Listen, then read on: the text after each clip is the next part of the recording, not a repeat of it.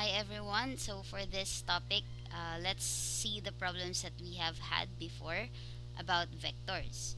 So three horizontal ropes pull on a large stone stuck in the ground producing the vector forces A vector, B vector, and C vector shown in the figure below.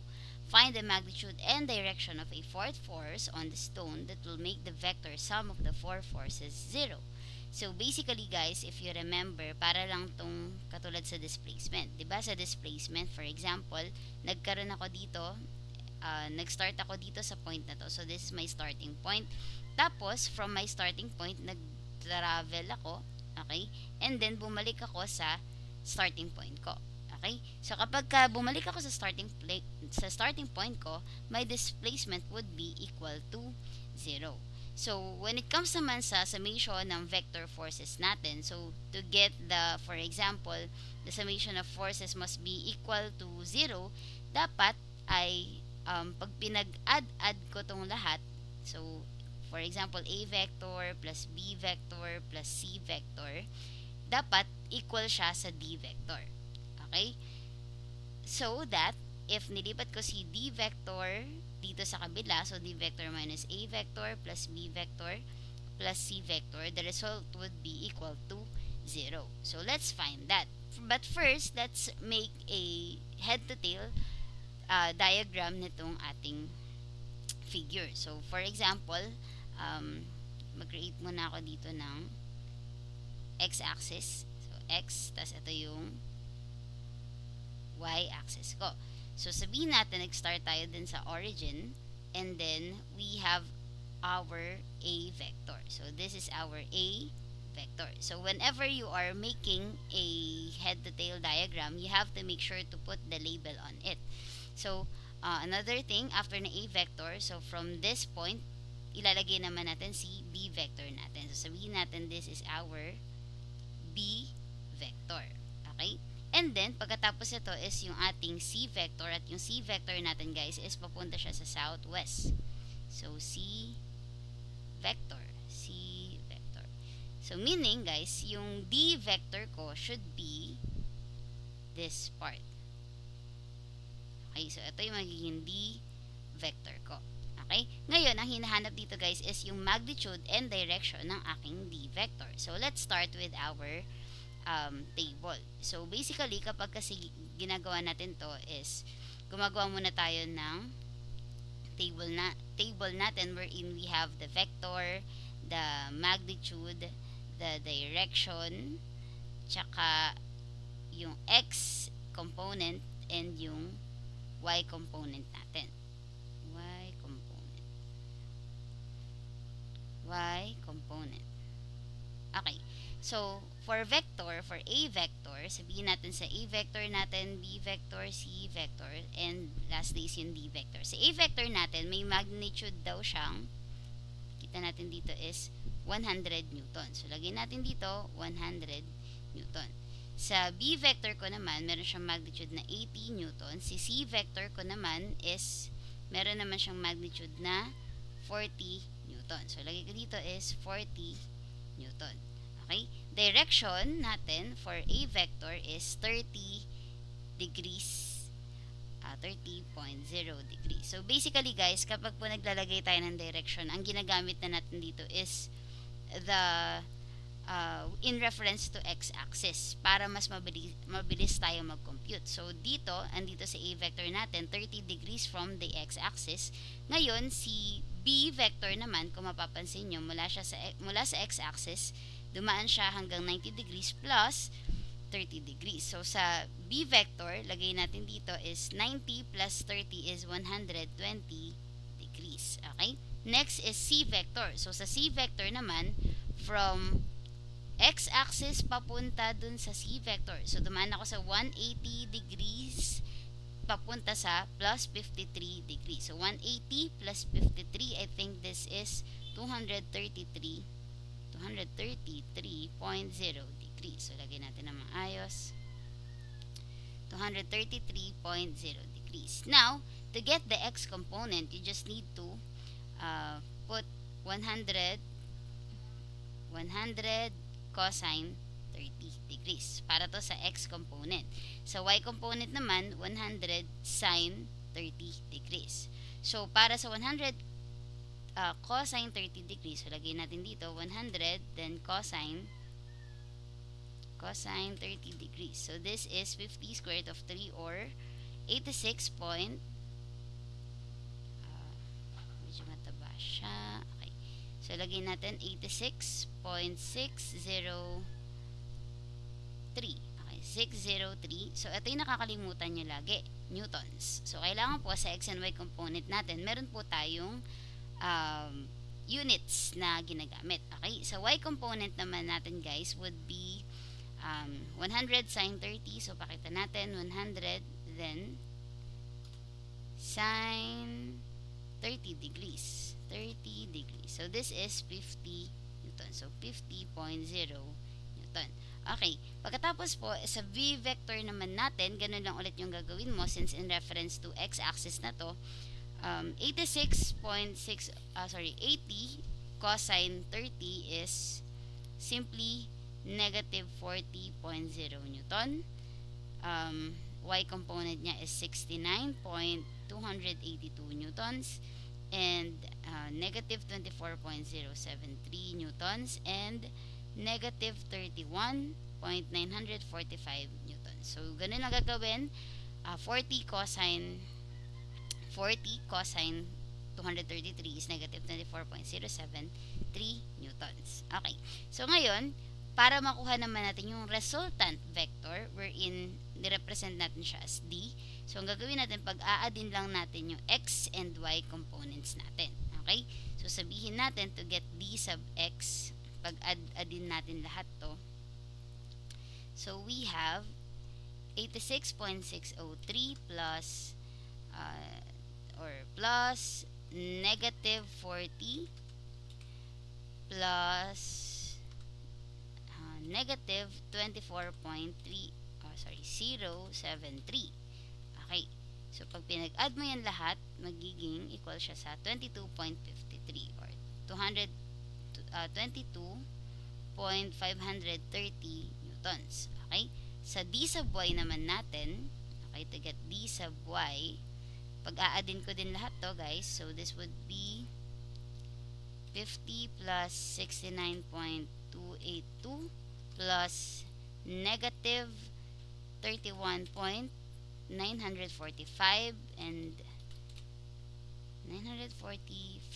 Okay, so this would be equal to 87 point, may mali ako, 69 point, okay, sorry, 282 dapat siya, 69.282.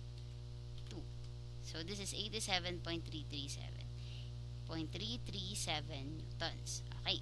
So now we have the x and y component of your resultant vectors. So you may now use this to get the d vector. So the magnitude of your d vector. So para makuha yung magnitude natin, this would be equal to dx squared plus d sub y squared. Okay, square root ng d sub x squared plus d sub y squared. So this would be 22.530 Newton squared plus 87.337 Newton squared. Okay, and then we'll have our result of 90.196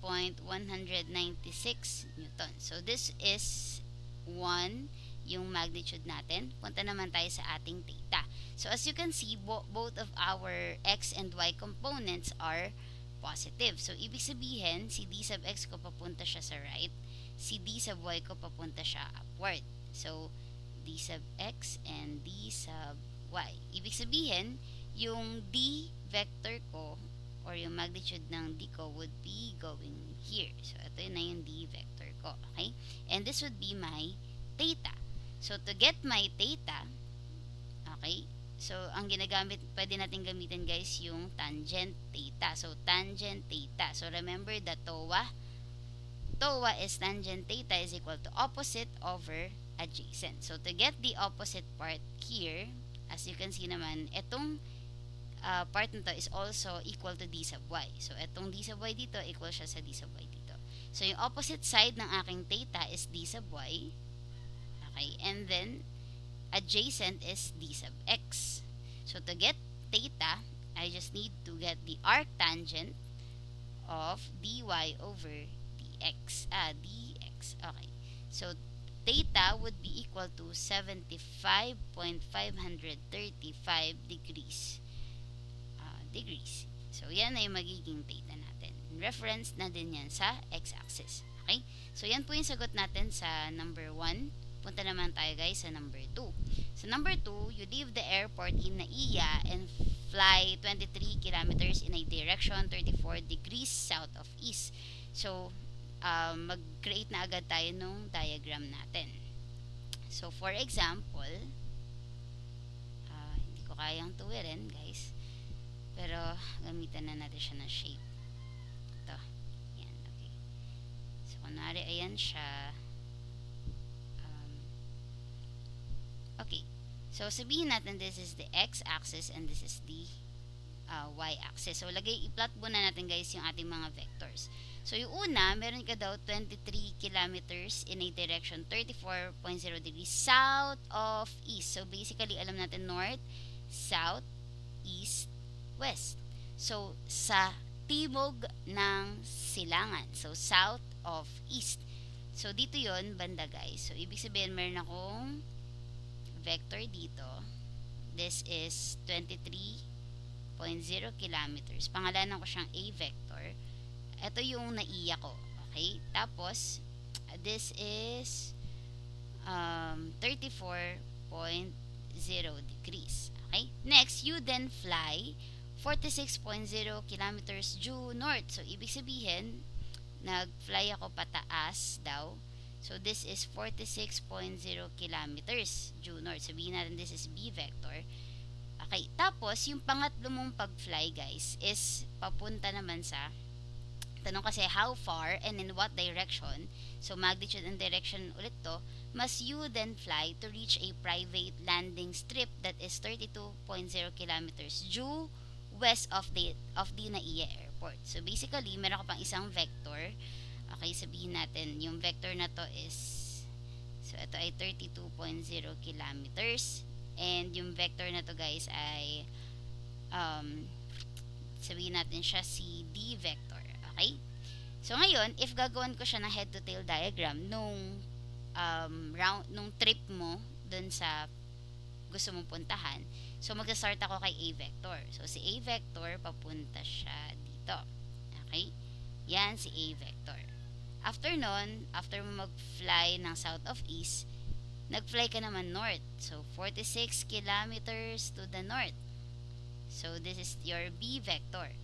Tapos, ang pupuntahan mo guys is, sabi daw, di ba ito si Naiya? Sabi natin, ito si Naiya.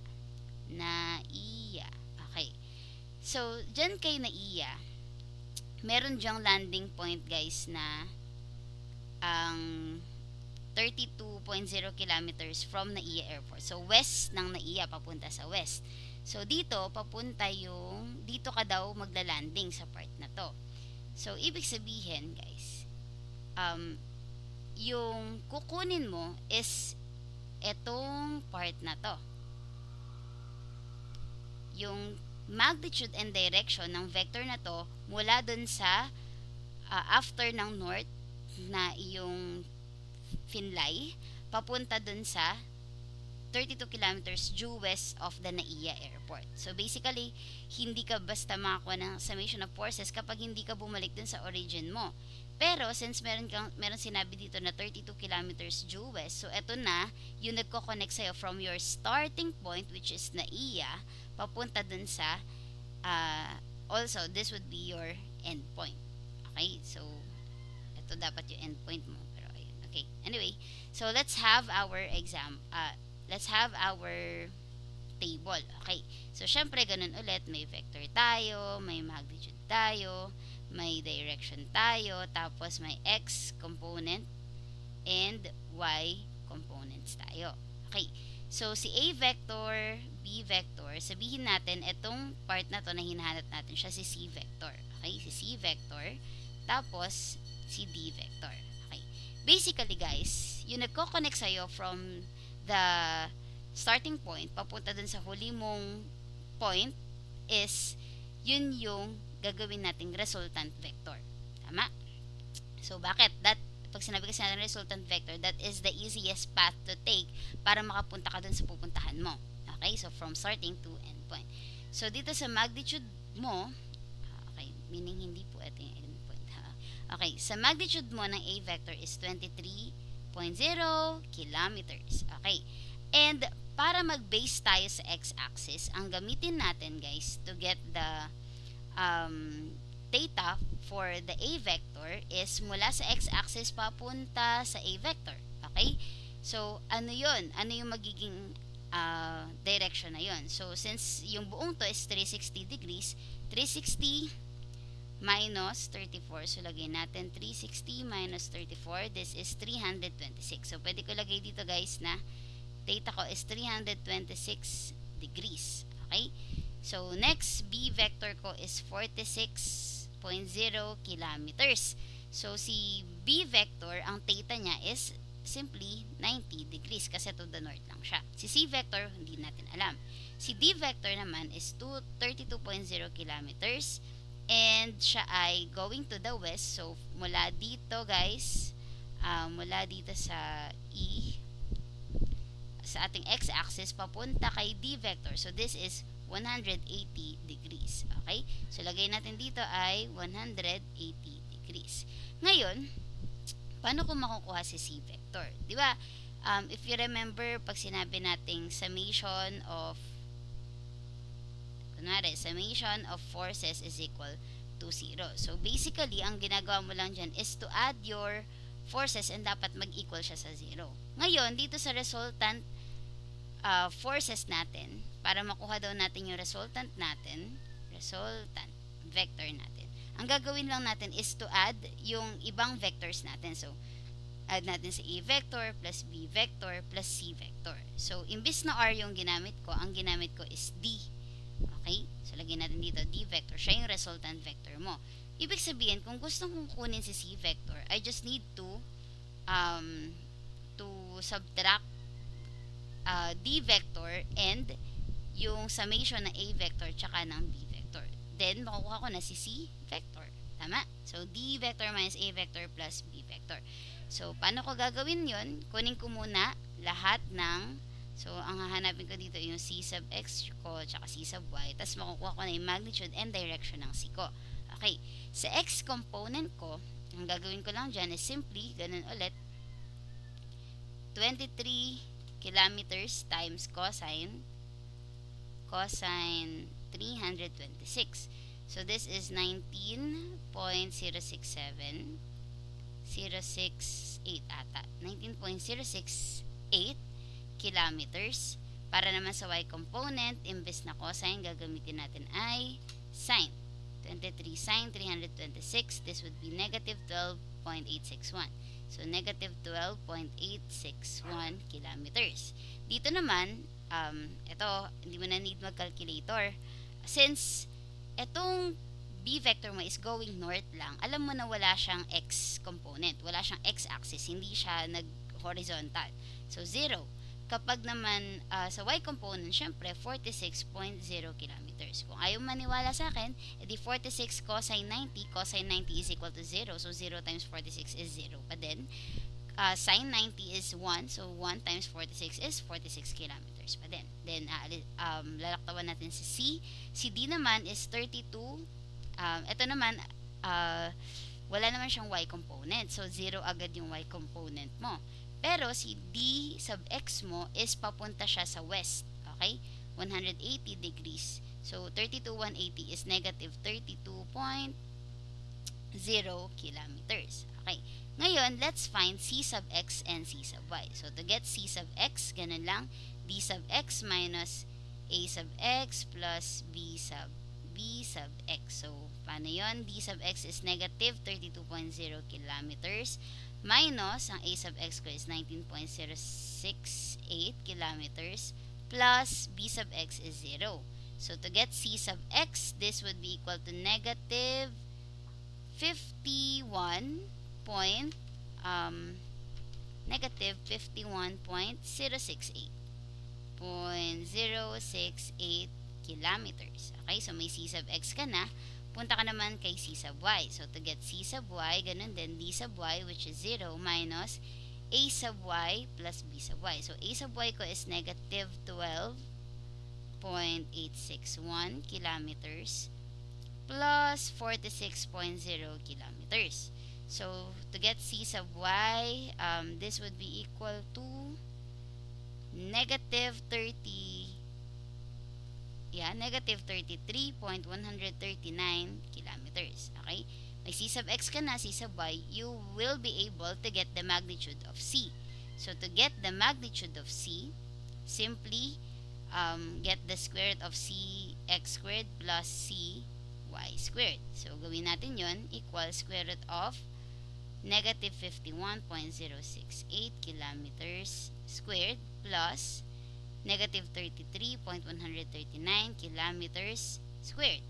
So, this would result to 60.873 kilometers. So, this would be our magnitude.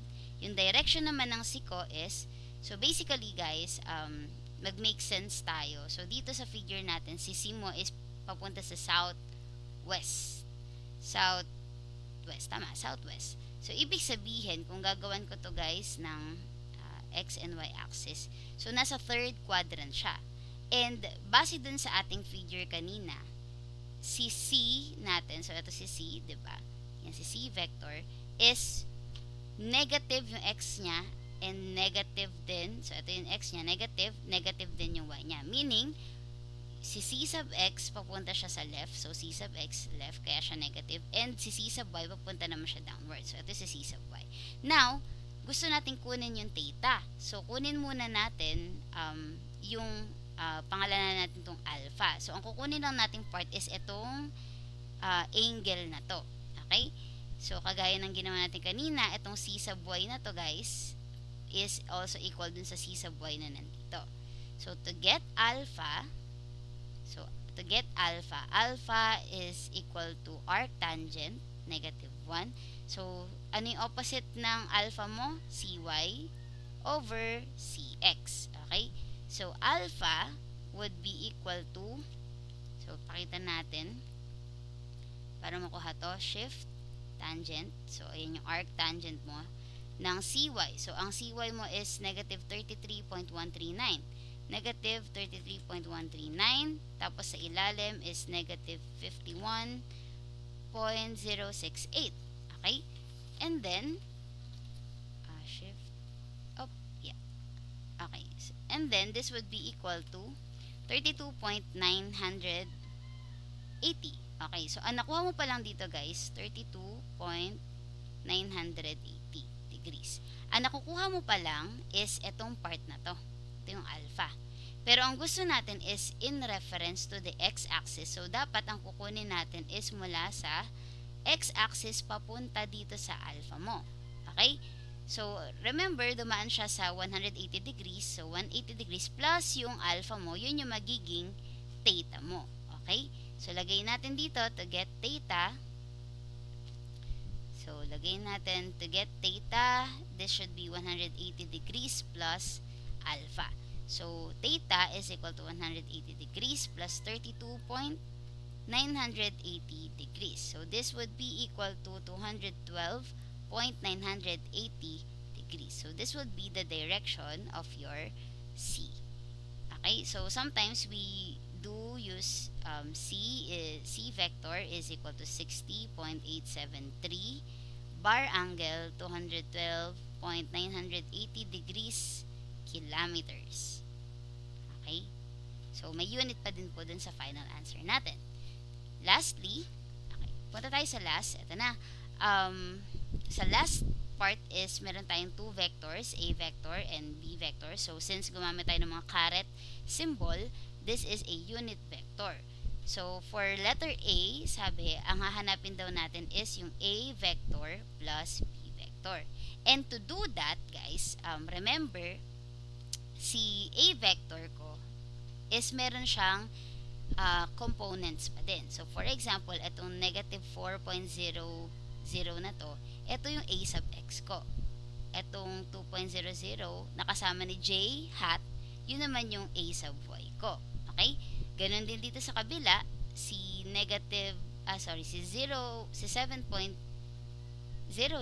siya yung aking, okay, wait lang.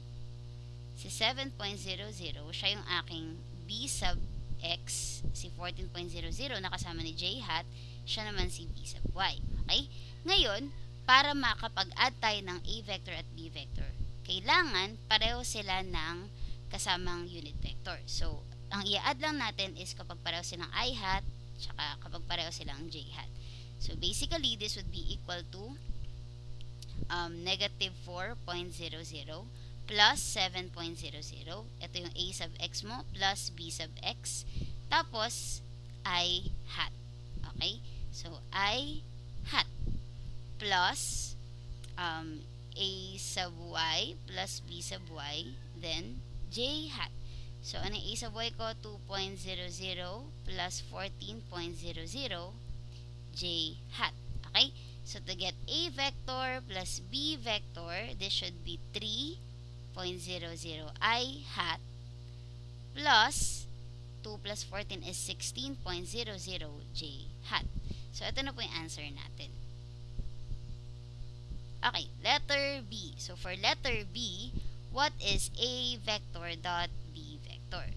So, there are many formulae na pwede natin gamitin dito. So, for example, pwede nating, we can have AB cosine theta, okay?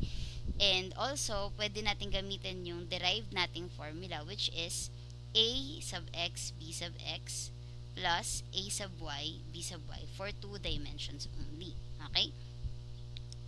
So, dito is a sub x, b sub x plus a sub y, b sub y. Basically, ang gagawin lang natin, a vector dot b vector is equal to, ano yung a sub x mo? Negative 4.00. Hindi nakasama yung I. Okay? Then, b sub x mo would be 7. Tama, 7.00. And then plus, ang a sub y mo is 2.00, b sub y is 14.00. Okay? So, to get a vector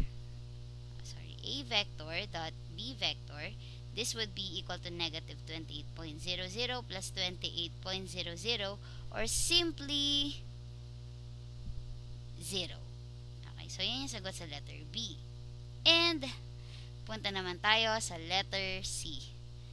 Okay, sa letter C naman, guys. Okay, ang hinahanap kasi daw dito is what is the angle between the two vectors. So, anong angle between a vector and b vector? So, pwede natin gamitin yung una nating formula, which is AB cosine theta is equal to a vector dot b vector. Okay, may value ka na a vector dot b vector, and that is 0.